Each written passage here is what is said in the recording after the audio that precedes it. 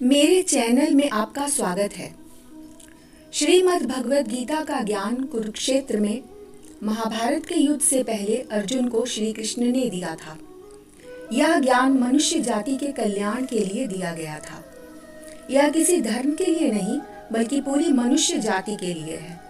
यह जीने का तरीका सिखाती है, मार्गदर्शन करती है। श्रीमद् भगवद गीता संपूर्ण जीवन दर्शन है। इसमें 18 अध्याय और 700 श्लोक हैं। इस वीडियो में हर अध्याय के कुछ महत्वपूर्ण श्लोकों का अर्थ आपके सामने प्रस्तुत है। प्रथम अध्याय, अर्जुन विषाद योग। अर्जुन ने कहा, हे अच्युत, कृपा करके मेरा रथ दोनों सेनाओं के बीच ले चले। तब भगवान श्री कृष्ण ने दोनों दलों के बीच में उस उत्तम रथ को लाकर खड़ा कर दिया। युद्ध स्थल में उपस्थित बंधुओं और संबंधियों को सामने देखकर अर्जुन ने कहा, हे माधव, अपने ही बांधवों को मारना उचित नहीं है। अपने ही कुटुंब को मारकर हम कैसे सुखी होंगे। यद्यपि नीति की दृष्टि से आतताइयों को मारने में कोई दोष नहीं है, परंतु धर्म की दृष्टि से यह दोषमय है। अतः हमें ऐसा नहीं करना चाहिए। कुल के नाश से सनातन कुल धर्म नष्ट हो जाता है और धर्म नाश होने पर कुल में अधर्म बढ़ जाता है। नष्ट कुल धर्म वाले मनुष्यों का अनिश्चित काल तक नरक में वास होता है। अतः मैं युद्ध नहीं करूंगा। यदि मुझ शस्त्र रहित को धृतराष्ट्र के पुत्र रण में मार डाले तो वह मेरे लिए अधिक कल्याणकारी होगा। यह कहकर रणभूमि में शोक से उद्विग्न मन वाले अर्जुन बाण सहित धनुष को त्याग कर रथ के पिछले भाग में बैठ गए। द्वितीय अध्याय, सांख्य योग। श्री कृष्ण ने कहा, है अर्जुन, तू उनके लिए शोक करता है जो शोक करने योग्य नहीं है, क्योंकि विद्वान ना तो जीवित प्राणी के लिए और ना ही मृत प्राणी के लिए शोक करते हैं। जीवात्मा इस शरीर की मृत्यु होने पर दूसरे शरीर में चली जाती है। सुख दुख, सर्दी गर्मी ऋतुओं के आने जाने के समान है। अतः उन्हें सहन करना सीखना चाहिए। जिस प्रकार मनुष्य पुराने वस्त्रों को त्याग कर नए वस्त्र धारण करता है, उसी प्रकार आत्मा पुराने शरीरों को त्याग कर नए शरीरों को धारण करता है। जिसने जन्म लिया उसकी मृत्यु निश्चित है और मृत्यु के पश्चात पुनर्जन्म निश्चित है। शोक मत करो। हे अर्जुन, तुम अपने क्षत्रिय धर्म का पालन करके युद्ध करो, नहीं तो अपनी कीर्ति खो दोगे और कर्तव्य कर्म की उपेक्षा करके पाप को प्राप्त करोगे। सुख दुख, हानि लाभ और विजय पराजय का विचार त्याग कर युद्ध करने के लिए ही युद्ध कर। ऐसा करने से तू पाप को प्राप्त नहीं होगा। तेरा कर्म करने में ही अधिकार है, उसके फलों में अधिकार नहीं है। अतः तू ना तो अपने आप को कार्यों के फलों का कारण समझ और कर्म ना करने में तेरी आसक्ति भी ना हो। कामना की पूर्ति ना होने पर क्रोध उत्पन्न होता है। क्रोध से बुद्धि नष्ट हो जाती है और बुद्धि के नष्ट होने से मनुष्य का पतन हो जाता है। अध्याय 3, कर्म योग। श्री कृष्ण कहते हैं, इस संसार में आत्म साक्षात्कार की 2 विधियां हैं। ज्ञानियों के लिए ज्ञान मार्ग या सांख्य योग और योगियों के लिए निष्काम कर्म मार्ग या भक्ति योग। मनुष्य ना तो बिना कर्म किए कर्म बंधन से मुक्त हो सकता है और ना ही कर्मों के त्याग मात्र से सफलता को प्राप्त हो सकता है। कोई भी मनुष्य किसी भी समय में क्षण मात्र भी कर्म किए बिना नहीं रह सकता है। कर्म ना करने की अपेक्षा कर्म करना श्रेष्ठ है।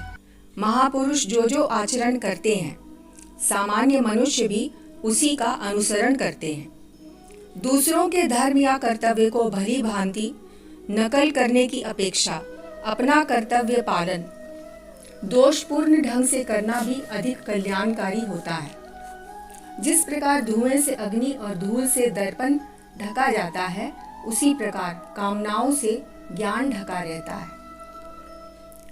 शरीर की अपेक्षा इंद्रियां श्रेष्ठ हैं, इंद्रियों की अपेक्षा मन श्रेष्ठ है, मन की अपेक्षा बुद्धि श्रेष्ठ है, और जो बुद्धि से भी श्रेष्ठ है वो है शुद्ध स्वरूप आत्मा। कर्म फल में आसक्त हुए बिना मनुष्य को अपना कर्तव्य समझकर कर्म करते रहना चाहिए। अध्याय 4, दिव्य ज्ञान। श्री भगवान कहते हैं, मैंने इस अविनाशी योग को सूर्य से कहा था। सूर्य ने अपने पुत्र वैवस्वत मनु से कहा और मनु ने अपने पुत्र इक्ष्वाकु से कहा। अर्जुन बोले, आपका जन्म तो अभी हाल का है और सूर्य का जन्म बहुत पुराना है। तब मैं इस बात को कैसे समझूं कि आप ही ने सूर्य से यह योग कहा था। श्री भगवान बोले, हे परम तप अर्जुन, मेरे और तेरे बहुत से जन्म हो चुके हैं। हे भारत, जब जब धर्म की हानि और अधर्म की वृद्धि होती है, तब तब ही मैं अपने रूप को रचता हूँ। भक्तों का उद्धार करने के लिए, दुष्टों का विनाश करने के लिए और धर्म की स्थापना करने के लिए मैं हर युग में प्रकट होता हूँ। इस संसार में ज्ञान से पवित्र करने वाला कुछ भी नहीं। जितेंद्रिय और श्रद्धावान मनुष्य ज्ञान को प्राप्त करते हुए परम शांति प्राप्त कर लेता है। अतः अर्जुन, अपने संशयों का ज्ञान रूपी तलवार से नाश करके अपने कर्तव्य का पालन करते हुए युद्ध कर। अध्याय 5 कर्म योग। अर्जुन ने कहा, हे कृष्ण, कभी आप संन्यास माध्यम से और कभी निष्काम कर्म माध्यम से कर्म करने के लिए कहते हैं। इन दोनों में से कौन अधिक लाभप्रद है? श्री भगवान ने कहा, ये दोनों ही उत्तम है, परंतु निष्काम कर्मयोग श्रेष्ठ है। जो मनुष्य ना तो किसी से घृणा करता है और ना किसी की इच्छा करता है, वह सदा सन्यासी ही समझा जाता है। ऐसा मनुष्य सभी द्वंद्वों को त्याग कर संसार बंधन से मुक्त हो जाता है। कर्मयोगी सभी कर्म फलों को परमात्मा को समर्पित करके निष्काम भाव से कर्म करता है, तो उसको पाप कभी स्पर्श नहीं कर पाते। जब मनुष्य बुद्धि और मन से परमात्मा की शरण ग्रहण कर लेता है, तो वह पूर्ण ज्ञान द्वारा सभी पापों से शुद्ध होकर मुक्ति प्राप्त करता है। कर्म योग से शांति और मुक्ति प्राप्त होती है। अध्याय 6 ध्यान योग। श्री भगवान ने कहा, जो मनुष्य बिना किसी फल की इच्छा से अपना कर्तव्य समझकर कार्य करता है, वही सन्यासी है और वही योगी है। इंद्रिय सुख की इच्छा का त्याग किए बिना कोई मनुष्य कभी योगी नहीं हो सकता। जिसने मन को वश में कर लिया है, उसके लिए मन सर्वश्रेष्ठ मित्र है, किंतु जो ऐसा नहीं कर पाया, उसके लिए मन सबसे बड़ा शत्रु बना रहेगा। जिसने मन को वश में कर लिया है, ऐसा मनुष्य स्थिर चित्त वाला, इंद्रियों को वश में करने वाला और सभी का हित चाहने वाला होता है। हे अर्जुन, यह दुखों का नाश करने वाला योग, यथा योग्य आहार और विहार करने वाले का, यथा योग्य शयन करने तथा जागने वाले का और कर्मों में यथा योग्य चेष्टा करने वाले का ही सिद्ध होता है। अध्याय 7 ज्ञान विज्ञान योग। श्री भगवान ने कहा, मैं ही इस संपूर्ण जगत की उत्पत्ति तथा प्रलय का मूल कारण हूँ। जिस प्रकार माला में मोती धागे पर आश्रित रहते हैं, उसी प्रकार यह संपूर्ण जगत मणियों के समान मुझ पर ही आश्रित है। प्रकृति के 3 गुण, सत्वगुण, रजोगुण और तमोगुण मेरे अधीन रहते हैं। मैं उनके अधीन नहीं हूँ। 4 प्रकार के भक्त मेरा स्मरण करते हैं। पहले आर्त अर्थात दुखी, दूसरे अर्थार्थी अर्थात धन चाहने वाले, तीसरे जिज्ञासु अर्थात मुझे जानने की इच्छा रखने वाले और चौथे ज्ञानी अर्थात मुझे ज्ञान सहित जानने वाले। इनमें से ज्ञानी मुझे अत्यंत प्रिय है। अध्याय 8 अक्षर ब्रह्म योग। अर्जुन ने पूछा, हे पुरुषोत्तम, यह ब्रह्म क्या है? अध्यात्म क्या है? कर्म क्या है? अधिभूत किसे कहते हैं और अधिदेव कौन है? श्री भगवान ने कहा, जो अविनाशी है वही ब्रह्म है और आत्मा में स्थिर भाव ही अध्यात्म कहलाता है तथा जीवों के भौतिक शरीर से संबंधित गतिविधि कर्म कहलाती है। निरंतर परिवर्तनशील यह भौतिक प्रकृति अधिभूत कहलाती है और भगवान का विराट स्वरूप जिसमें सभी देवता हैं अधिदेव कहलाता है। मनुष्य जीवन के अंत समय में जिस भाव का स्मरण करता हुआ शरीर का त्याग करता है वह उसी भाव को प्राप्त होता है। इसलिए हे अर्जुन, तू मेरा ही स्मरण कर और युद्ध भी कर। अध्याय 9 राज विद्या राजगुह्य योग। श्री भगवान ने कहा, हे अर्जुन, मेरे कारण ही यह सारा संसार दिखाई देता है और मैं ही इस संपूर्ण जगत में अदृश्य शक्ति के रूप में सभी जगह स्थित हूँ। मैं ही सृष्टि का मूल कारण हूँ। मैं ही सृष्टि को उत्पन्न करने वाला, पालन करने वाला और संहार करता हूँ। जो मनुष्य एकमात्र मुझे लक्ष्य मानकर मेरा ही स्मरण करते हुए कर्तव्य कर्म द्वारा मेरी पूजा करता है और मेरी भक्ति में लीन रहता है, उस मनुष्य की सभी आवश्यकताओं और सुरक्षा की जिम्मेदारी मैं स्वयं निभाता हूँ। अध्याय 10 विभूति योग। श्री भगवान ने कहा, हे अर्जुन, मैं समस्त प्राणियों के हृदय में स्थित आत्मा हूँ और मैं ही सभी प्राणियों की उत्पत्ति, जीवन और मृत्यु का कारण हूँ। मेरे लौकिक और अलौकिक स्वरूपों का अंत नहीं है। जो जो ऐश्वर्य युक्त, कांति युक्त और शक्ति युक्त वस्तुएं हैं उनको तू मेरे तेज के अंश से ही उत्पन्न हुआ समझ। अध्याय 11 विराट रूप दर्शन योग। अर्जुन ने कहा, हे पुरुषोत्तम, आपके उपदेश से मेरा मोह दूर हो गया है, किंतु मैं आपके ऐश्वर्य युक्त रूप को प्रत्यक्ष देखना चाहता हूँ। श्री भगवान ने कहा, हे अर्जुन, तू अपनी इन आंखों की दृष्टि से मेरे अलौकिक रूप को देखने में समर्थ नहीं है, अतः मैं तुझे अलौकिक दृष्टि देता हूँ। यह कहकर परम शक्तिशाली योगी भगवान श्री कृष्ण ने अर्जुन को अपना परम ऐश्वर्य युक्त अलौकिक विश्व रूप दिखाया। इस विश्व रूप में अनेकों मुंह, अनेकों आंखों, अनेकों दिव्य आभूषणों से युक्त व आश्चर्यपूर्ण प्रकाश से युक्त, असीम और सभी दिशाओं में मुख किए हुए सर्वव्यापी परमेश्वर को देखकर अर्जुन अत्यंत आश्चर्यचकित, रोमांचित और व्याकुल होकर भगवान की महिमा का गुणगान करने लगा। अध्याय 12 भक्ति योग। श्री भगवान कहते हैं, जो लोग अपने मन को मेरे साकार रूप में एकाग्र करके अत्यंत श्रद्धा पूर्वक मेरी पूजा में सदैव लगे रहते हैं, वे मेरे द्वारा परम सिद्ध माने जाते हैं। लेकिन जो लोग अपनी इंद्रियों को वश में करके सबों के प्रति समभाव रखकर नित्य अविनाशी सच्चिदानंद ब्रह्म की पूजा करते हैं, वे अंततः मुझे प्राप्त करते हैं। हे अर्जुन, मुझ में चित्त लगाने वाले भक्तों का मैं जन्म मृत्यु के सागर से शीघ्र उद्धार करता हूँ, अतः तू मुझ में ही मन और बुद्धि को लगा। अध्याय 13 क्षेत्र क्षेत्रज्ञ विभाग योग। श्री भगवान कहते हैं, हे कुंती पुत्र, यह शरीर क्षेत्र अर्थात कर्म क्षेत्र कहलाता है और जो इस क्षेत्र को जानने वाला है वह क्षेत्रज्ञ अर्थात आत्मा कहलाता है। तू इन सभी शरीर रूपी क्षेत्रों का ज्ञाता मुझे ही समझ और इस शरीर तथा इसके ज्ञाता को जान लेना ही ज्ञान कहलाता है।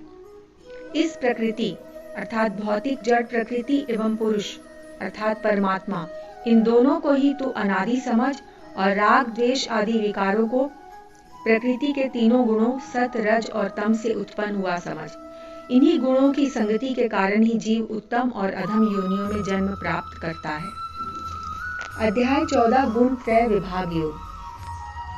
श्री भगवान ने कहा, हे अर्जुन, सात्विक, राजसिक और तामसिक यह तीनों गुण भौतिक प्रकृति से ही उत्पन्न होते हैं। इनके कारण ही जीवात्मा शरीर में बंध जाती है।